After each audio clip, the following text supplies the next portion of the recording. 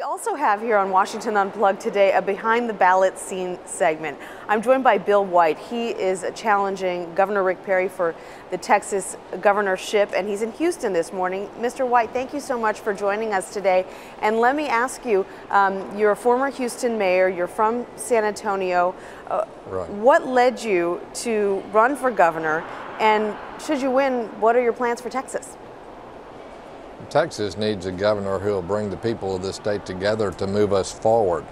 Right now we have a governor who's a career politician that's let us lag behind in our high school graduation rates and many other things we need to do to move our economy forward for the future. You know, when I was mayor, I got reelected by average margins of 88%.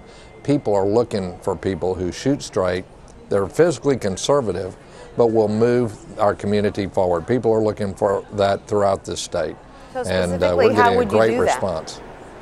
Well, we need to cut the dropout rate by bringing kids back to school, by having programs in the kindergartens that bring people up and prepare them for school. We need to lower our tuition rates. You know, in Texas, under Governor Perry, we've seen college tuitions in 6 years soar by over 80%. And that locks people out of jobs that have a real future. That hurts everybody, because everybody knows when people can get better educated, they can make more money and spend more money, and we're all better off. Texas hasn't had a Democratic governor since, I think, 1994. It's traditionally a red state. Let's talk politics. How do you plan to beat Governor Perry? Well, you know, this election is not going to be about reds and blues. I was always able to get great bipartisan support in one of the strongest strong mayor form of governments in the country. We have a lot in common in Texas. We're proud of our state. We want to have a better future. We want our kids to be educated. We want safe neighborhoods. And we don't want an extraordinary tax burden.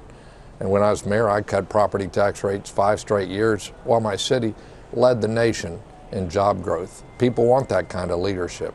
I've governed on a nonpartisan basis. I'll do it in Austin, and people, Republican, Independent, and Democrats, have been joining my team because they want somebody with business experience who shoots straight, as opposed to somebody who's a career politician always running for re-election. You know, no Texas governor has been re-elected as many times as Governor Perry wants to be re-elected, and it's time that Texas moved on.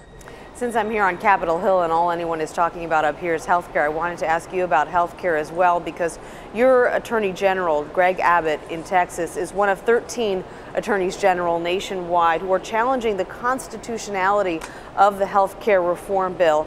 And he said in a statement that federally funded healthcare, quote, unconstitutionally infringes upon Texans' individual liberties. What he's basically upset about is the universal mandate in the bill requiring that all Americans get health insurance. What's your take on that? Well, you know, really, you should file lawsuits based on the sound advice of bipartisan constitutional lawyers. And the fact of the matter is that whatever one may think about the health care bill, even if you're opposed to it, the state of Texas and other states impose mandates to get auto insurance. Massachusetts, under Governor Romney, imposed mandates on health insurance. So it ought to be based on whatever the merits is. Otherwise, you just waste taxpayer money with a lawsuit that's designed to get media attention.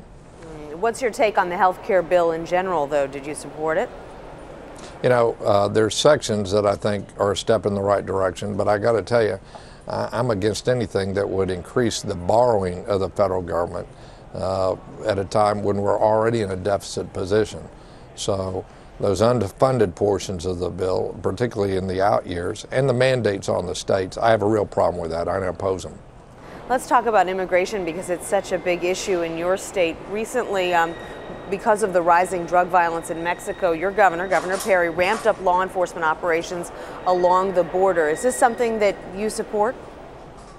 Well, you know, I'm for law enforcement along the border, but I talked to police chiefs and sheriffs along the border. Perry has said he had a secret plan. They didn't know what it was, and I'll tell you, since most of our law enforcement along the border, the overwhelming majority are the federal agencies, or the police along the border, the sheriffs. If it's a secret from the people or the law enforcement officers, it looks like a lot more politics than substance to me. The fact of the matter is that Border security should be a very high priority. The federal government has a principal responsibility.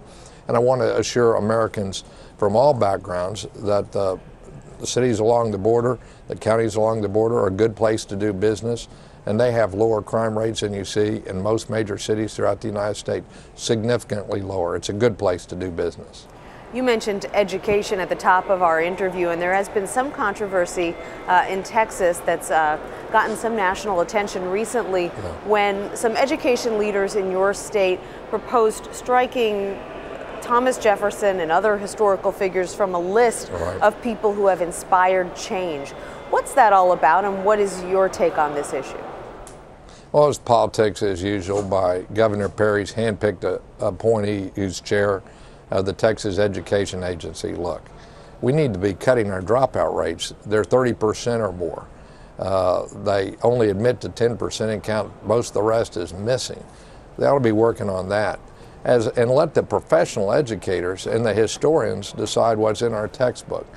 I think it's just not right that somebody to inject their own political views, their objection to Thomas Jefferson's views about separation of church and state, will take the only American out of a list of Enlightenment thinkers and delete his name and substitute, I think they substituted John Calvin. Well, I don't have a problem with Mr. Calvin, but why try to edit history to suit a political agenda? That's just not right. Bill White, candidate for governor in Texas, thank you so much for joining us here on Washington Unplugged today. We really appreciate it. Great to be with you all.